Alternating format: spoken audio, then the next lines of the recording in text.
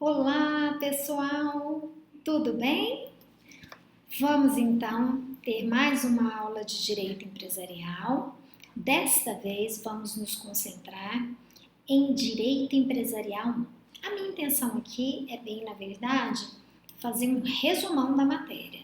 É a gente estabelecer três premissas básicas, né, do Direito Empresarial 1, que são o conceito de empresa, empresário e estabelecimento empresarial. Lembrando que é lógico que em uma aula resumo, nós não vamos conseguir abranger tudo aquilo que seja necessário, mas nós vamos pontuar, né? Vamos tentar aí pontuar o que é mais importante dentro do direito empresarial 1 nesses tripés. Se a gente fosse fazer uma analogia, a gente diria que esses são os tripés do direito empresarial 1. Conceito de empresa, conceito de empresário e conceito de estabelecimento empresarial. Então, antes de tudo, né, vamos começar aí com o conceito de empresa, que está contido na chamada teoria da empresa. É bom a gente lembrar que a teoria da empresa, gente, ela está lá hoje no Código Civil, que é a Lei 10.406 de 2002, lá no livro 2 da parte especial. E essa teoria da empresa substituiu a chamada teoria dos atos do comércio, que era a teoria em vigor com o Código Comercial de 1850, né? Então ela ficou um longo tempo em vigor até ser substituída pela então teoria da empresa, que é a que nós adotamos. Essa teoria da empresa, que como eu disse está no Código Civil, está contida entre os artigos 966 a 1195 do Código Civil. Existe mais legislação empresarial fora do Código Civil? Existe sim, né? Existem leis empresariais específicas, então não é tudo relativo ao direito empresarial, mesmo porque o Código Comercial não foi revogado totalmente, ele foi revogado parcialmente. Então, pessoal, mas a parte principal, que é o que nós vamos tratar, que diz respeito ao tripé, empresa, empresário e estabelecimento, está aí contida no Código Civil. Bom, o que essa teoria trouxe de diferente para o direito empresarial, gente? Primeira coisa, com a adoção da teoria, gente, passou a ser a forma como o ato é praticado pela pessoa que deu as características do que seja uma empresa. Hoje, para alguém, para que eu tenha uma empresa, gente, basta que eu desenvolva uma atividade econômica de forma organizada. Então, é o modo, o jeito, o modus operandi como eu desenvolvo a minha atividade econômica que passou a definir esta atividade chamada empresa. Então, a empresa, gente, é um ente autônomo, ela tem autonomia. Lembrando que, e isso é muito importante, empresa não é pessoa. Empresa não é nem pessoa física, não é nem pessoa jurídica. É um ente autônomo, não existe, pelo direito, não foi dada uma qualificação jurídica. Nós vamos definir como um ente autônomo que às vezes, né, pode ser titularizado, ter como dono, ou uma pessoa física ou uma pessoa jurídica. Mas a empresa em si não é uma pessoa, não tem nada a ver com pessoa. É um ente autônomo que, por enquanto, não tem natureza jurídica própria, né? Seria um fato jurídico aí para o nosso ordenamento jurídico. Então, não se esqueçam disso. Empresa não é pessoa. O dono, o sujeito titular da empresa, sim, pode ser tanto uma pessoa física quanto uma pessoa jurídica. Outra coisa também que nós temos que nos lembrar, e isso já fica aqui no início, antes da gente continuar aí o nosso desenvolvimento, é que empresa, gente, não pode ser confundida com o empresário nem com o estabelecimento empresarial. Vamos voltar a falar sobre isso, que é o objeto da nossa aula. Mas empresário é o dono da empresa, é o sujeito titular da empresa. E o empresário pode ser tanto uma pessoa física quanto uma pessoa jurídica. Então, empresário, dono titular, tá? Então, também o conceito de empresa, atividade, não se confunde com estabelecimento. O que é estabelecimento? É o complexo de bens, o conjunto de bens que o empresário precisa para exercer sua atividade empresarial. Então, são coisas diferentes, cada um no seu quadrado, tá bom? Bom, então, qual seria o conceito de empresa? Essa é a grande dificuldade. Não existe um conceito jurídico, existem teorias que explicam o conceito de empresa. Mas o conceito que tem sido adotado de empresa vem lá da economia, né?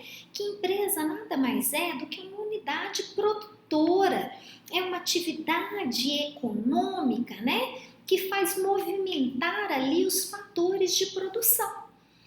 E o objetivo da movimentação desses fatores de produção é oferecer ao mercado bens ou serviços.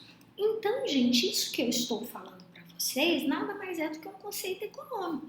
Empresa é o desenvolvimento de uma atividade econômica que organiza os fatores de produção para oferecer ao mercado bens ou serviços. Porque a empresa, gente, é isso, né? O que uma empresa faz? Ela te oferece um bem ou um serviço, um produto ou um serviço, tá? Então, lembrem-se, o conceito que nós adotamos hoje de empresa vem da economia, tá bom? Um ponto que eu esqueci de falar para vocês. Nesse conceito econômico, eu disse para vocês que empresa combina, organiza os fatores de produção. O que seriam esses fatores de produção? Que o conceito também vem da economia, gente. É mão de obra, é matéria-prima, insumos, tecnologia e capital. Esses são os 4 fatores de produção, é o que a gente precisa para desenvolver uma empresa. Vamos de novo. Quais são os fatores de produção? Lembrando que nós estamos falando aqui de economia. Eu preciso de capital, eu preciso de dinheiro para desenvolver a minha empresa. Eu preciso de mão de obra, seja o meu trabalho ou o trabalho de terceiros. Eu preciso de insumos, eu preciso de matéria-prima, independente. Se eu for trabalhar com tecnologia, eu preciso ter um computador, né? Se eu for trabalhar com venda de produto, eu vou precisar do produto. E, por fim, tecnologia. Aqui, tecnologia, gente, não é tecnologia no sentido de informática, é no sentido de know-how, conhecimento, né? Porque se eu vou desenvolver uma determinada área, eu vou precisar de conhecimento naquela área específica que eu irei desenvolver. Então, não é tecnologia no sentido de informática. Bom, eu disse para vocês que o conceito advém da economia. Houveram várias tentativas de desenvolvimento de um conceito jurídico. E não se chegou a uma conclusão, que a gente sempre volta no conceito econômico de empresa. Houve uma teoria desenvolvida por Alberto Aschini, lá na Itália, né? No início do século XX, que foi a teoria mais aceita e ainda assim com algumas deficiências. E essa teoria fala que o conceito jurídico de empresa é que a empresa ela tem que ser vista como se fosse uma pedra preciosa. Imagine isso, uma pedra, né? Com vários lados, que tem 4 lados diferentes. E a empresa teria que ser vista desse jeito. Por um lado, estaria o seu perfil subjetivo, do outro estaria o seu perfil funcional, do outro o seu perfil objetivo ou patrimonial e por último o seu perfil corporativo. Dependendo como você olha a empresa, você vai ver um desses lados. Então, qual que seria o primeiro perfil? Perfil subjetivo. O que diz esse perfil subjetivo da empresa? Diz que você olha a empresa e empresa é a mesma coisa que o seu dono, que o empresário. Então, você está vendo a empresa confundida, misturada ali com o sujeito que é dono da empresa, que é o empresário. O segundo perfil, que é o perfil funcional, é aquele que você vê a empresa como atividade. Você olha para a empresa e fala, empresa é o desenvolvimento de uma atividade organizada, que está organizando os fatores de produção. Isso é empresa.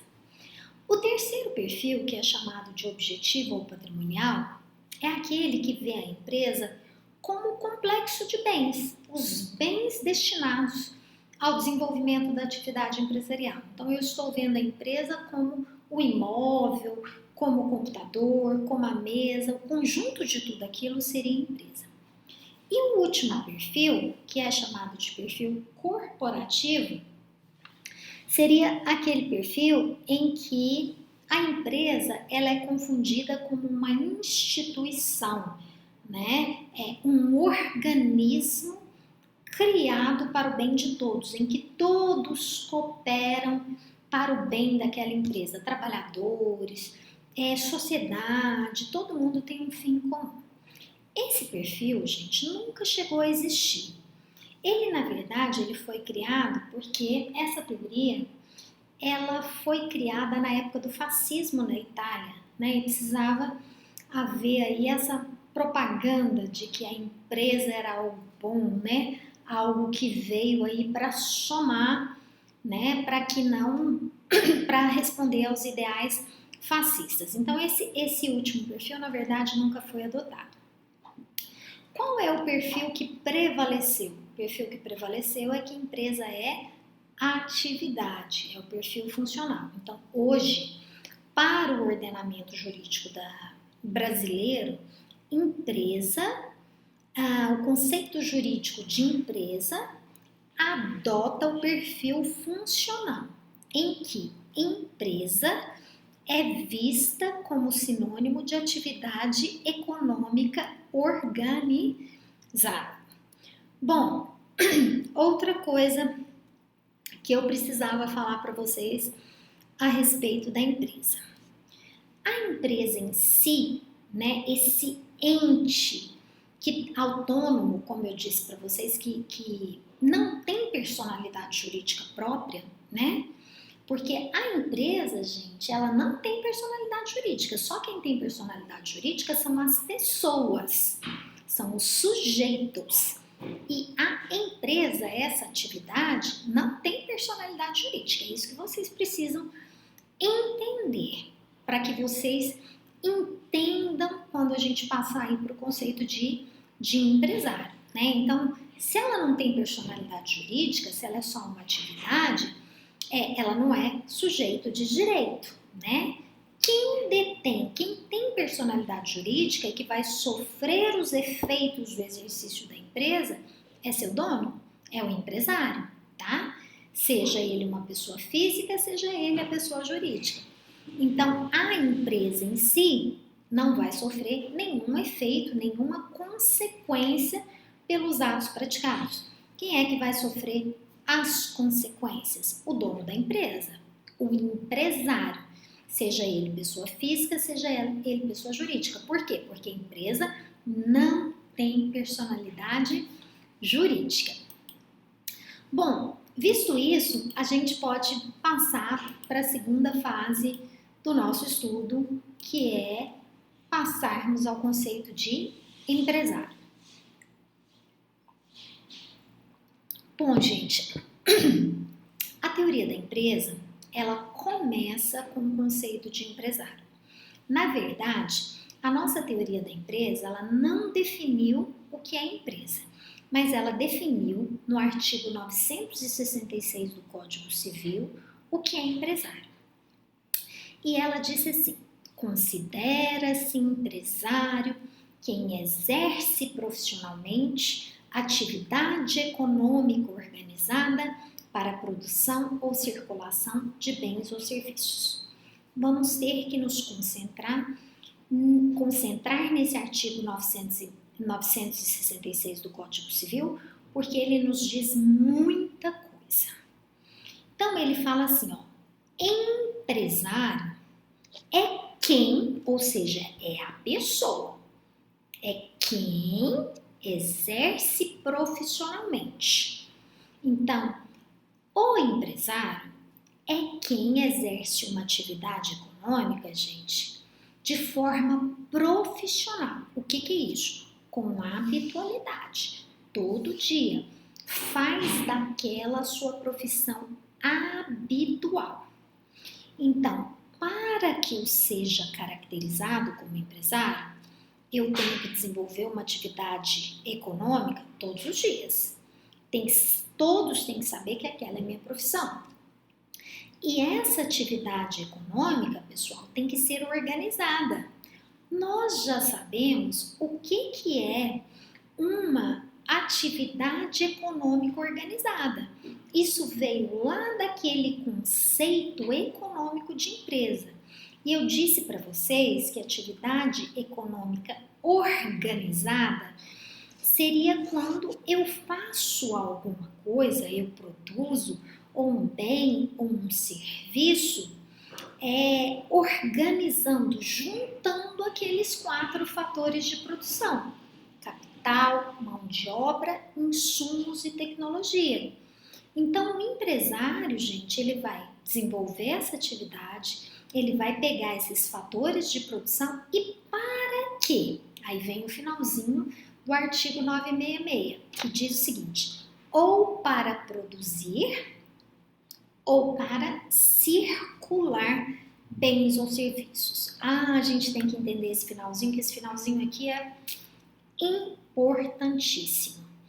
Olha só, o empresário, gente, ele produz bens ou serviços. O que é produzir um bem, gente? Fazer um mouse de computador. O mouse é um bem, é um produto. Então, quando eu resolvo produzir mouses, eu estou produzindo, criando um bem. O que é produzir um serviço? Por exemplo, eu faço serviço de limpeza, né? Eu tenho uma empresa que faz limpeza, então eu estou produzindo um serviço. Então, produzir bens ou serviços. Mas o 966 fala também que empresário não é só quem produz, empresário também é quem circula. O que é circular bens ou serviços, gente? É revender, é vender, né? Passar para frente é quem está na área do comércio, que não está na área de produção direta, né? Então, circular bens lojas em geral, né? Supermercados que vão aí revender produtos. O que é circular serviços, gente? Vamos pensar num exemplo de circular serviços. Eu vou vender um serviço que não é meu. Agências de turismo são um excelente exemplo de circulação de serviços. Elas vendem passagem aérea, elas vendem hotel, hospedagem, mas esse serviço não é prestado por elas, é prestado por terceiros. Então, pessoal, esse conceito de empresário é um conceito bem completo. Vocês viram que qualquer coisa que eu faça, seja na área de produção, seja na área de serviços, eu posso ser caracterizado como empresário. Basta que eu pratique a minha atividade de forma organizada. E aí eu gosto muito de dar para vocês um exemplo aí da universidade, né? Estamos tratando aí da universidade, e lá na porta da universidade ficam alguns vendedores de espetinho, ficam alguns vendedores... Desculpa aí, gente. Ficam alguns vendedores de serviços ficam alguns vendedores em geral. E esses vendedores, será que eles são considerados empresários, né? Então é isso que deixa eu desligar esse telefone aqui para não tocar de novo. Desculpa aí, pessoal. Então, são esses vendedores que nós estamos nos concentrando agora, os chamados informais. Será que eles são considerados empresários pela nossa legislação? Vamos voltar no artigo 966 e fazer a análise? Empresário é quem exerce profissionalmente. Eles estão lá todos os dias, de segunda a sexta? Estão. Com habitualidade? Sim. Eles desenvolvem atividade econômica organizada? Sim, é uma atividade econômica. Está movimentando a economia, está produzindo, né? Ela é organizada? Tem capital? Tem. Eles fizeram investimento, né? Compraram caixas térmicas, compraram os produtos. Tem mão de obra? Tem. Eles estão lá trabalhando, vendendo seus produtos. Tem insumos, matéria-prima? Tem. Eles tiveram que adquirir produtos para poder revender.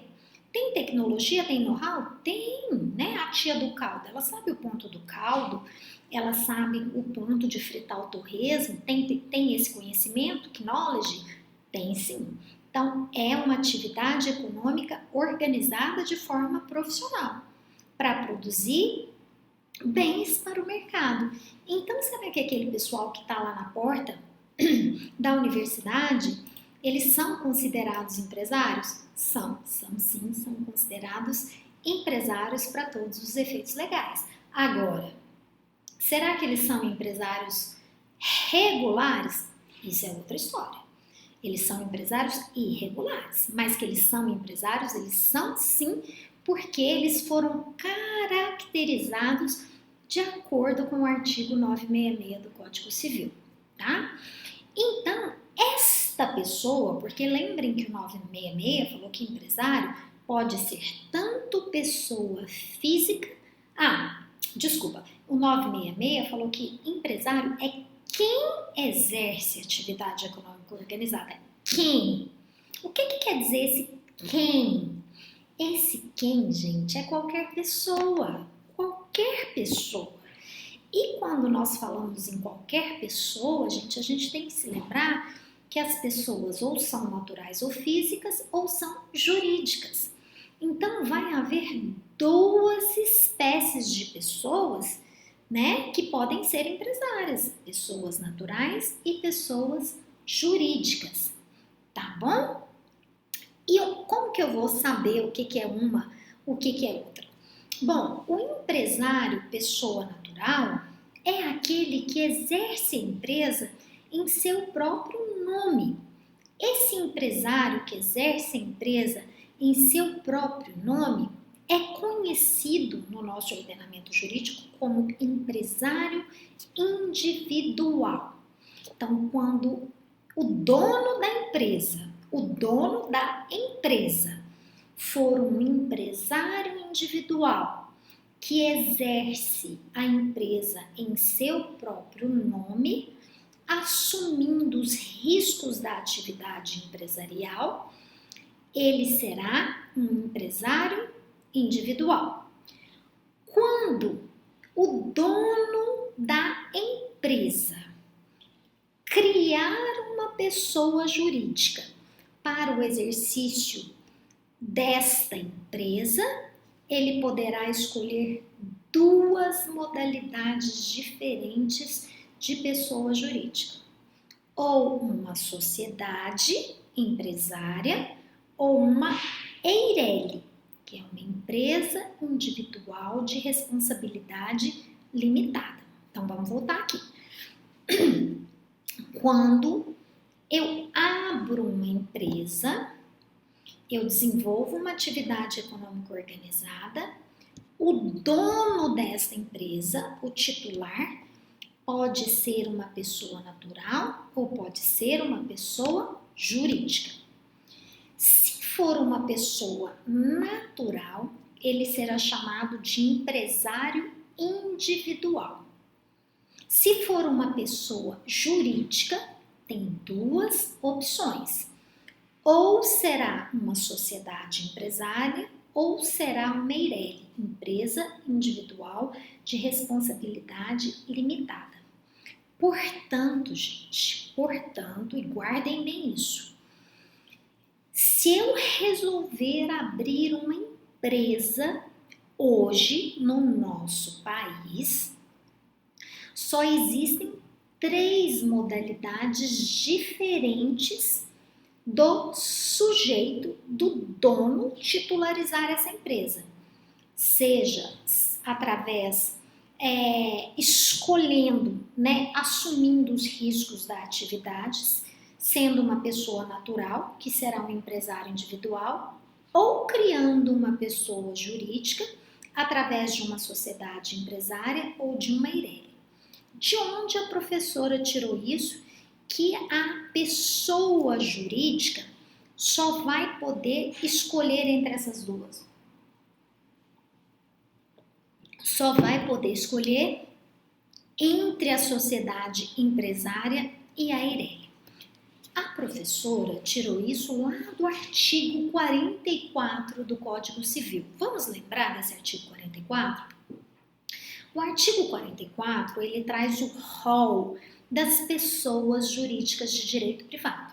E ele diz que são pessoas jurídicas de direito privado as associações, as sociedades, as fundações, as organizações religiosas, os partidos políticos e as empresas individuais de responsabilidade limitada. Então, existem 6 pessoas jurídicas de direito privado. Bom, desse rol, apenas 2 exercem atividade econômica lucrativa, visando lucros, que são as sociedades e as empresas individuais de responsabilidade limitada. Todas as demais, associações, fundações, organizações religiosas e partidos políticos, não desenvolvem atividade econômica lucrativa. Não tem intenção de lucro. Se não tem intenção de lucro, gente, não podem ser adotadas pelo empresário, porque o empresário, ele tem essa missão, ele tem essa visão, que é o lucro.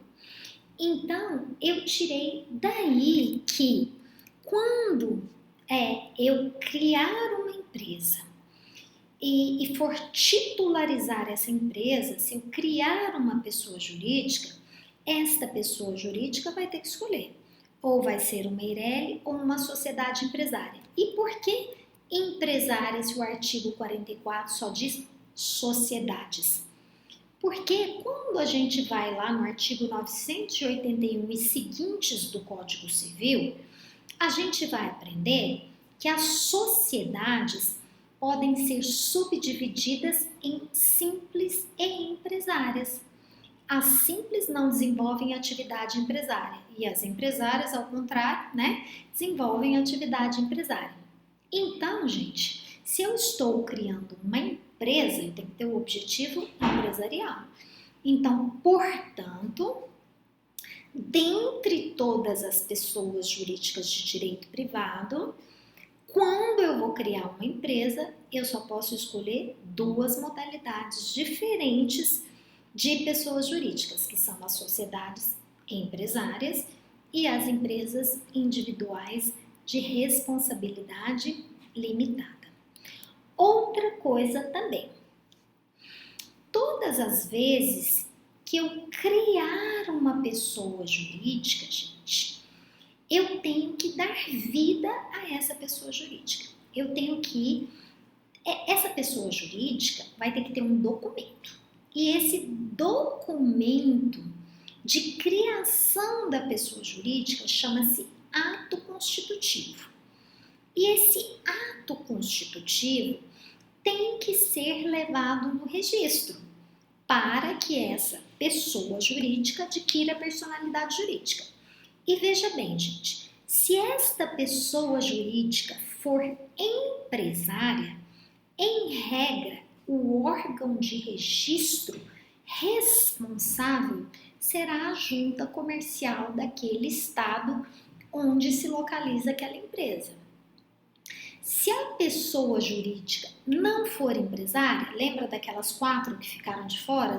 Associações, organizações religiosas, partidos políticos e fundações? Onde é que eu vou registrá-las? cartório de registro de pessoas jurídicas. Então, veja bem, existe essa diferenciação básica.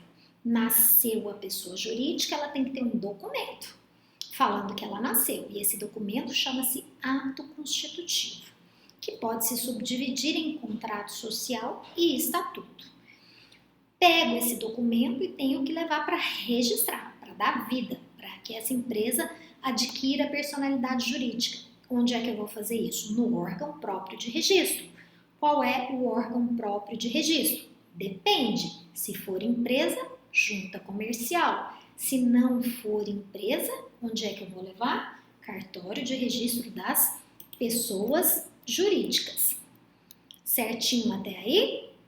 Então, gente, a gente pode dizer de forma resumida que são elementos característicos do empresário: profissionalismo, lucratividade, tá? Porque tem que ter esse intuito. A empresa, o empresário, ele tem que ter esse intuito lucrativo, porque senão vai ser atividade econômica aí sem fins lucrativos, não vai ser considerado empresa. O empresário tem que ter organização dos fatores de produção. O empresário tem que saber que a atividade que ele desenvolve é uma atividade arriscada, tá? E ele assume esse risco. E os produtos ou serviços que ele faz são dirigidos ao mercado. Ele não produz nenhum tipo de produto, nenhum tipo de serviço para ele, mas para terceiros. Bom, outra coisa que a gente também tem que deixar bem claro aqui é o parágrafo único do 966, que fala quem não é empresário. Por quê? Porque o caput do 966 define quem é empresário e diz que toda pessoa que desenvolve uma atividade econômica de forma profissional e organizada é empresário.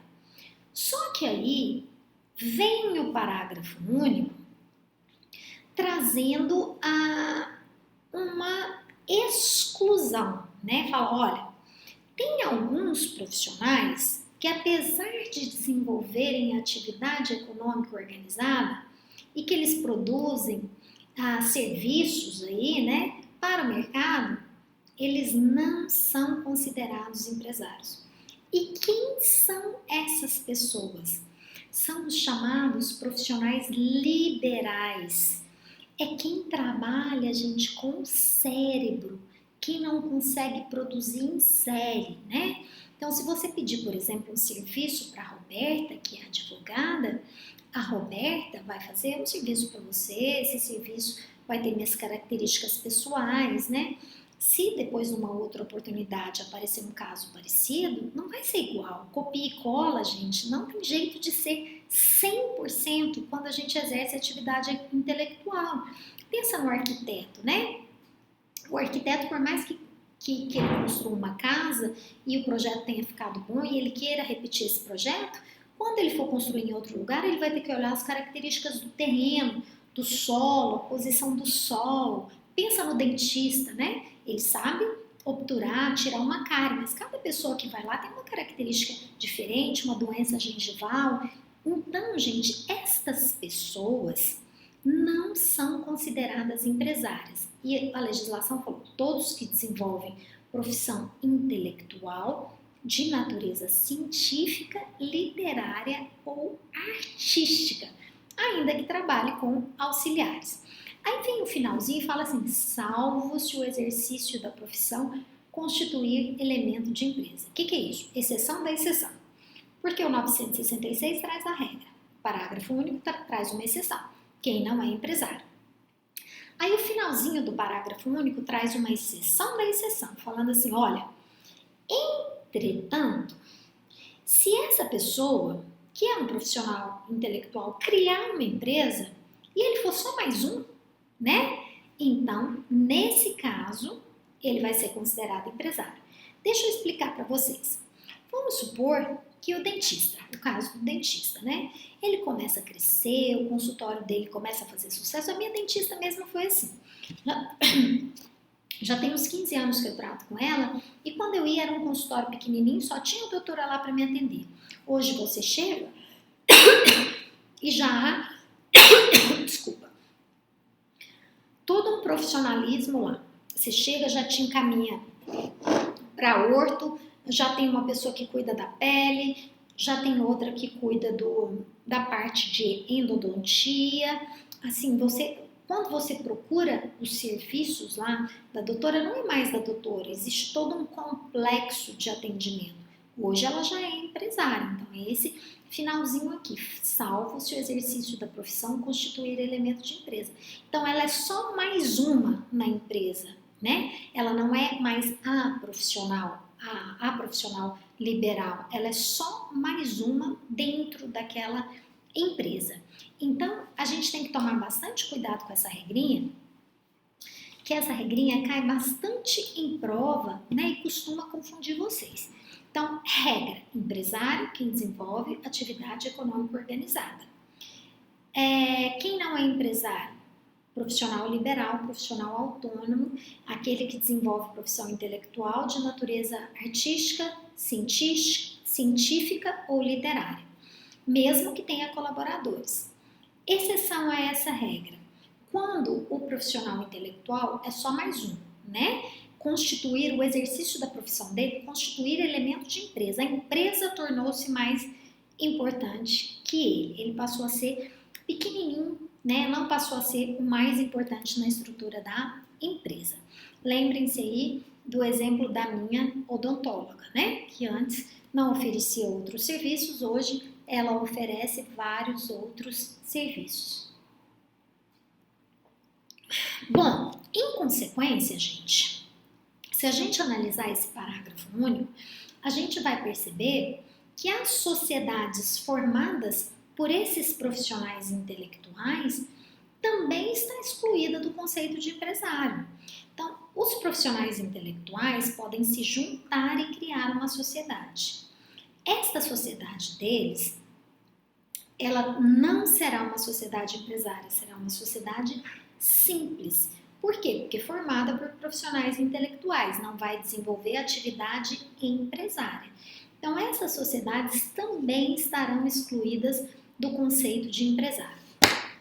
Bom, uma outra observação que a gente não pode deixar de mencionar é quanto ao exercente de atividade rural.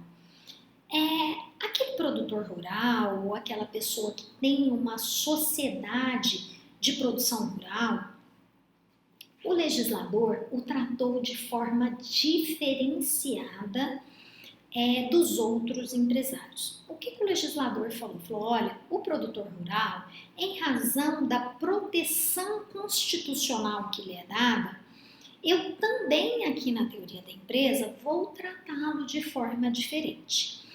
O empresário rural, ele não precisa se registrar na junta comercial. Eu esqueci de mencionar, desculpa, eu mencionei que quando se cria a pessoa jurídica, existe a necessidade do registro dessa pessoa jurídica. Mas, na verdade, todas as vezes que eu crio uma empresa, eu também tenho que me registrar. Eu tenho essa obrigação de registrar essa empresa no órgão próprio de registro, que é a junta comercial. Então, isso está no artigo 967. Então, é uma obrigação.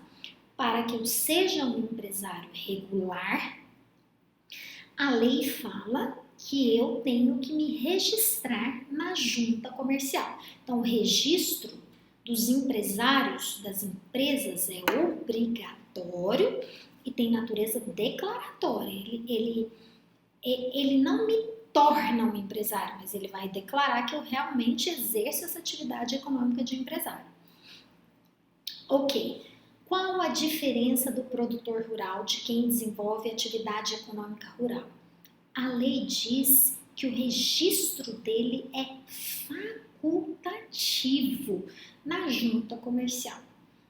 Ou seja, ele é empresário, desenvolve atividade econômica empresária, mas ele não tem obrigação de se registrar na junta comercial. Entretanto, se ele se registrar, ele será considerado empresário para todos os efeitos legais. E por que que o legislador fez isso, gente? Porque o empresário rural, ele é protegido constitucionalmente, né? Ele é fraco. Ele precisava, assim como o pequeno empresário, ele precisava dessa proteção, ser tratado de forma diferente dos empresários normais. Então, a lei falou, olha, você pode ficar na informalidade, não tem nenhum problema de você ficar na informalidade, né? Você não vai ter consequências. Essa que foi a mensagem da lei. Dá para ficar na informalidade? Dá se você for pequenininho, se você vender leite ou vender seus produtos ali na cidade. Mas se você se tornar um grande empresário rural, precisar exportar, precisar vender para supermercados, o mercado vai te pressionar e você vai ter que se registrar. Então, eu costumo dizer que essa proteção é uma proteção maquiada, né? Disfarçada, porque na verdade ela só funciona enquanto você é pequenininho, mas quando você é pequenininho ninguém registra. As pessoas costumam ficar na informalidade tanto quanto elas podem ficar na informalidade. Então é bom a gente pensar nisso. Então, gente, finalizando aqui em relação ao exercente da atividade econômica rural, o registro deste empresário rural, quando ele resolve se registrar na junta, ele tem natureza constitutiva, porque diferente do registro do empresário normal, faz ele virar empresário. Lá no registro do empresário normal, a lei já fala que ele é empresário, né?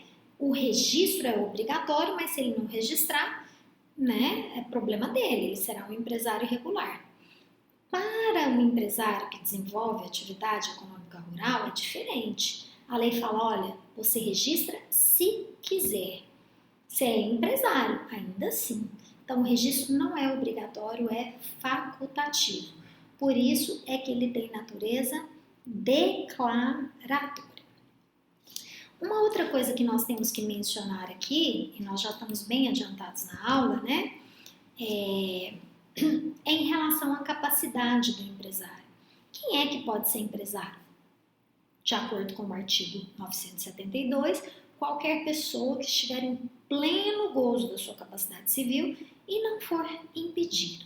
Então, gente, tem que ter 18 anos de idade completos. Se não tiver 18 anos de idade completos, for incapaz, né, deve ser representado ou assistido e não pode ser impedido por nenhuma lei especial, né? E outra coisa também que a lei trata é lá no artigo 974, em relação à incapacidade, que o incapaz ele só vai poder prosseguir com a empresa se ele já era antes dono da empresa, antes de ser interditado, ou se ele recebeu essa empresa por sucessão. Então, apesar do 972 falar que para ser empresário basta ter capacidade e não ser impedido, o 974 fala que se você tiver incapacidade, você só pode, se você for declarado incapaz, você só vai poder ser empresário individual ou exercer a sua empresa como empresário individual se você já era empresário e foi interditado durante o curso da empresa, ou se você recebeu essa empresa por sucessão hereditária. Caso contrário, você não vai poder, tendo algum tipo de incapacidade, iniciar a atividade empresarial. Esse mesmo 974, ele trata também da incapacidade em relação às sociedades. Se existe a possibilidade de ser sócio tendo algum tipo de incapacidade. E existe sim, isso está no parágrafo 3º do 974. A lei só faz algumas recomendações. É que esse sócio incapaz não pode ser o administrador da sociedade, o capital social deve estar integralizado, não vou falar sobre isso agora, que vai ficar para a próxima aula de sociedades, E o sócio incapaz, ele deve ser ou representado ou assistido por seus representantes legais. Então, olha só, a regra em relação à incapacidade, ela é diferente para empresários individuais e para sociedades. Se eu sou um empresário individual e sou incapaz, eu não posso abrir uma empresa. Eu só posso continuar uma empresa que já existia e se eu fiquei incapaz no curso dessa empresa ou se eu herdei. Em relação às sociedades, a lei permite que eu comece uma empresa do zero com sócio incapaz, desde que esse sócio não exerça administração, que o capital social seja integralizado e que ele seja representado ou assistido, certo? Em relação aos impedimentos, aos impedimentos ao exercício da empresa, estão todos previstos aí em leis especiais, magistrados, servidores públicos, membros do Ministério Público, militares da ativa, falidos, estrangeiros com visto temporário. Todas essas pessoas, gente, elas não podem iniciar uma empresa como empresários individuais.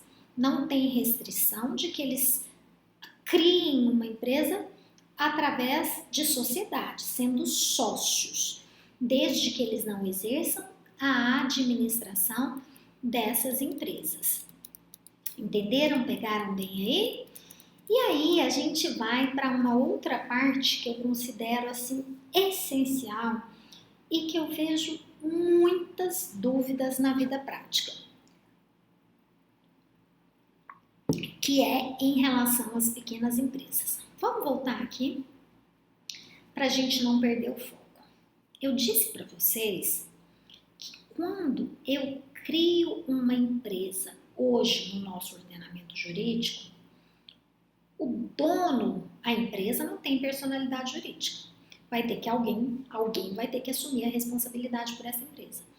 O dono dessa empresa, o sujeito titular dessa empresa, pode ser uma pessoa natural ou uma pessoa jurídica. Se for uma pessoa natural, é ele mesmo, empresário individual. Se for uma pessoa jurídica, pode ser uma sociedade empresária ou um MEI. E aí vem a grande dúvida que vocês sempre me perguntam. Ué, professora, você não falou do MEI, você não falou do ME, você não falou do EPP, você não falou do microempreendedor individual, você não falou da microempresa, você não falou das empresas de pequeno porte. Não falei mesmo, porque isso, gente, não é tipo de pessoa, não é dono da empresa. Lembrem-se, empresa é um ente autônomo, não tem personalidade. Quem tem personalidade é o dono da empresa, que pode ser uma pessoa física ou uma pessoa jurídica. Então, o que é o MEI, o ME e o EPP? É agora que a gente vai entender toda essa trama aí, que causa um mito enorme no direito empresarial e faz vocês pensarem que o direito empresarial é difícil, coisa que não é de jeito nenhum. Primeiramente, gente, desde 79 que começou o processo de desburocratização, das normas que tratam das pequenas empresas, das microempresas no nosso país, a legislação começou a evoluir. Nós tivemos várias legislações dispondo sobre as microempresas. Nós tivemos aí a Lei 7.256 de 84, nós tivemos várias outras aí, até que a Constituição Federal de 88 veio lá no seu artigo 179, e dispôs que a União, Distrito Federal, estados e municípios têm que dispensar para as microempresas e as empresas de pequeno porte tratamento jurídico diferenciado. E aí, evoluindo aí nessas leis que eu falei para vocês de 84, foi evoluindo. Nós tivemos uma outra lei em 94, que é a Lei 8.864, nós tivemos uma outra em 96, que é a 9.317, até, gente, que nós chegamos à lei que nós temos hoje, que é a Lei Complementar 123 de 2006. Anotem, muito importante essa lei. Lei Complementar 123 de 2006, que é o chamado Estatuto das Microempresas, ou Lei Geral das Micro e Pequenas Empresas. Essa lei já foi alterada pela Lei Complementar 147 de 2014. Para os efeitos desta lei, é nessa lei complementar, na verdade, gente, que a gente vai achar a definição, né? A gente vai achar a definição de microempresa e empresa de pequeno porte. E onde é que está isso? Está lá no artigo 3º da lei. O artigo 3º fala assim: para os efeitos desta lei complementar, consideram-se microempresas e empresas de pequeno porte. Atenção agora. Quem é microempresa ou empresa de pequeno porte? É a sociedade empresária, a sociedade simples, a empresa individual de responsabilidade limitada e o empresário do artigo 966, registrados desde que, no caso da microempresa, alfira receita bruta igual ou inferior a R$360 mil.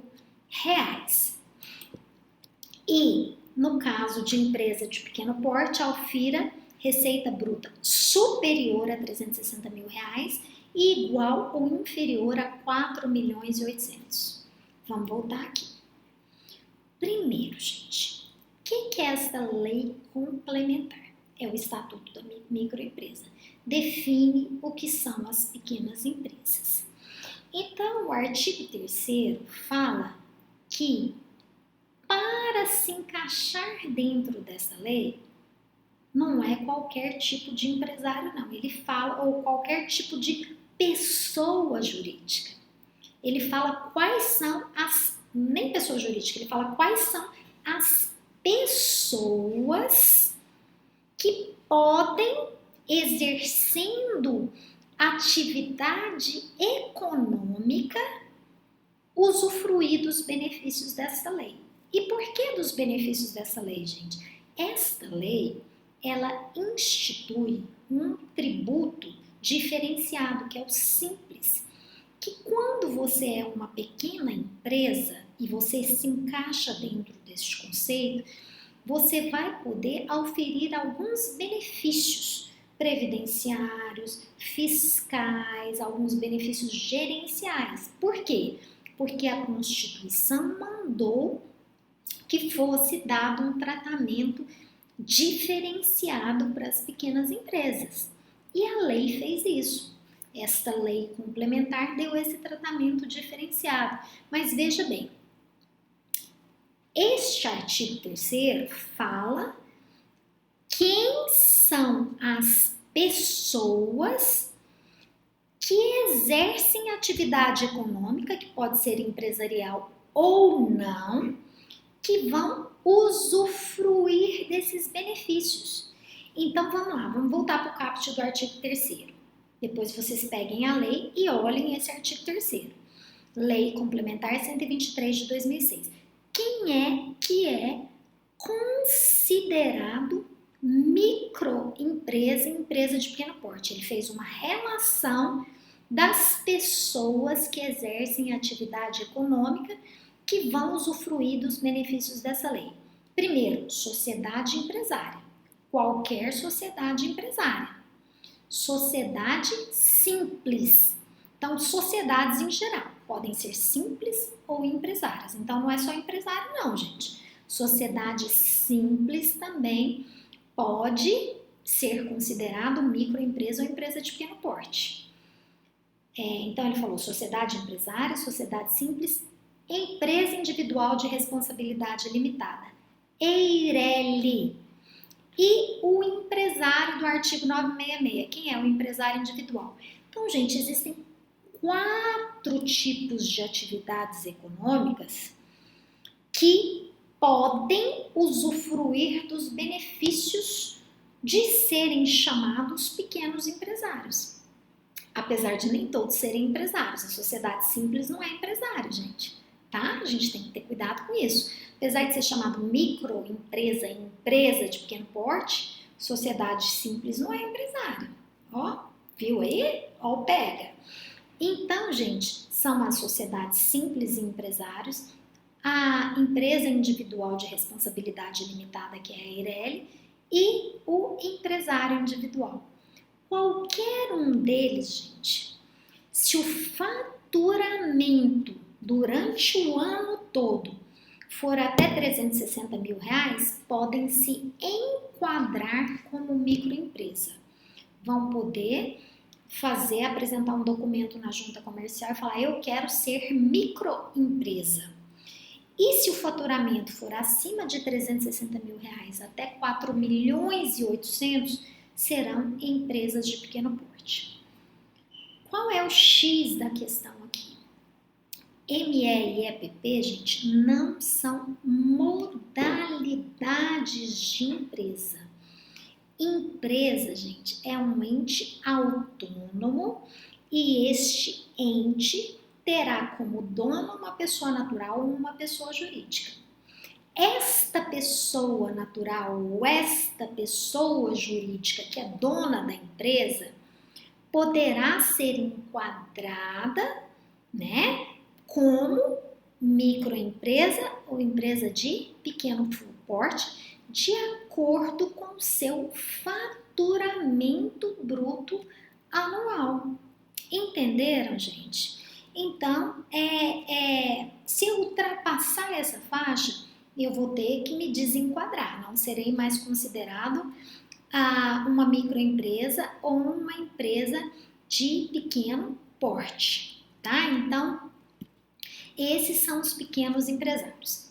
Em 2014, surgiu uma nova espécie prevista lá no artigo 18A, que é o MEI, um microempreendedor individual. O que é um microempreendedor individual? Diz o seguinte: para os efeitos desta lei complementar, considera-se MEI o empresário individual. O empresário individual. Eu esqueci aqui, gente. Deixa eu voltar aqui. Antes de falar sobre MEI, deixa eu voltar na lei aqui. Além, gente, além dessas pessoas aqui, é lógico, né, que o empresário rural consideram-se a sociedade empresária, a sociedade simples, empresa individual de responsabilidade limitada, o empresário do artigo 966, que tenha registro. Então, em relação ao empresário rural, né, se ele for registrado, ele vai usufruir dos mesmos benefícios, ele vai ser considerado ME ou EPP.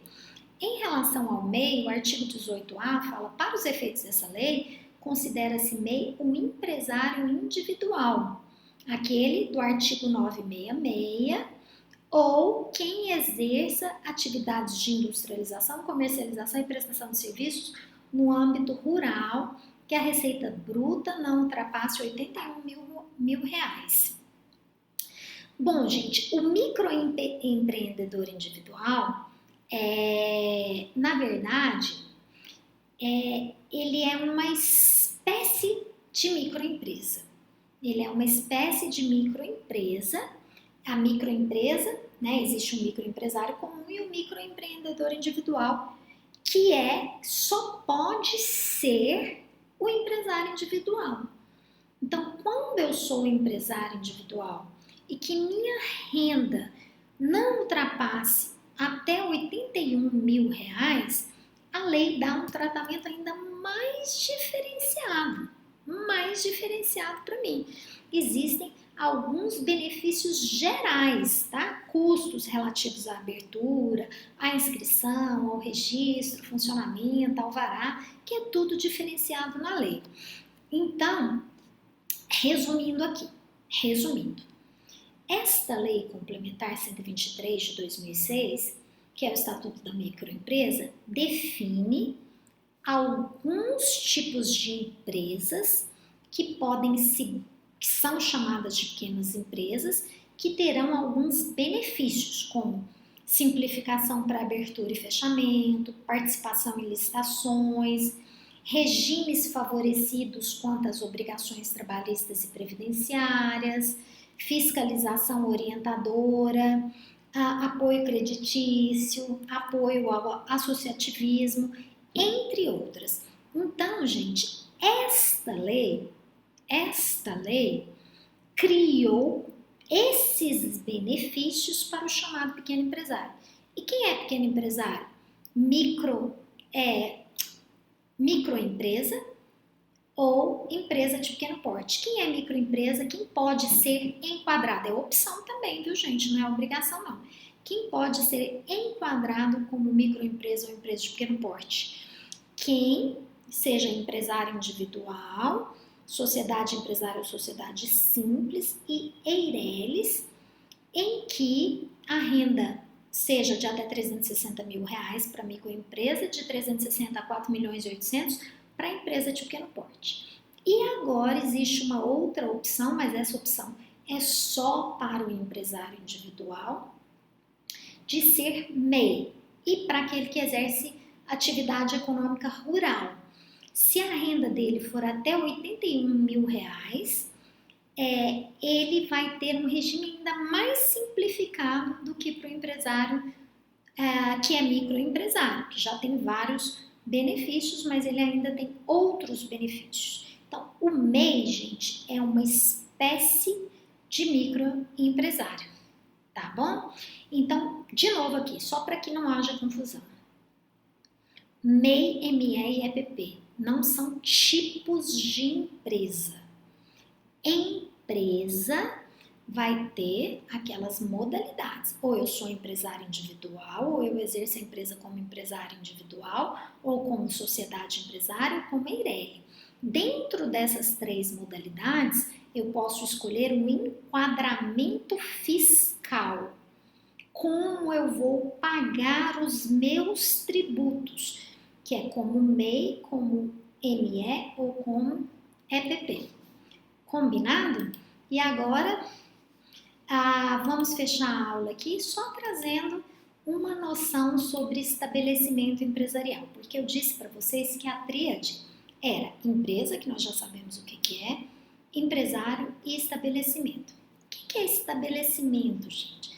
Estabelecimento é o conjunto de bens utilizado pelo empresário para explorar a atividade econômica. Aqui, por exemplo, eu estou na minha empresa, né? Eu estou no meu escritório. Então, computador, livros, biblioteca, é tudo que eu utilizo, é impressora, né? É tudo aquilo que eu utilizo para o exercício da minha empresa, é o meu estabelecimento, é o imóvel. Esses bens, gente, podem ser materiais ou imateriais, né?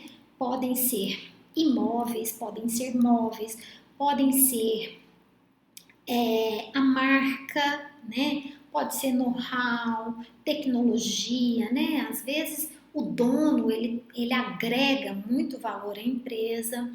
Então, tudo isso é considerado estabelecimento empresarial. Então, um dos aspectos mais importantes quando a gente trata do estabelecimento empresarial é tratar de um bem específico do estabelecimento, que é o imóvel, que é quanto ao ponto empresarial, né?